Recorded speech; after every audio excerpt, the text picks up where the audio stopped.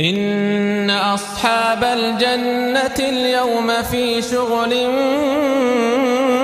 فاكهون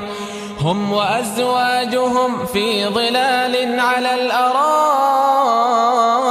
متكئون لهم فيها فاكهة ولهم ما يدعون سلام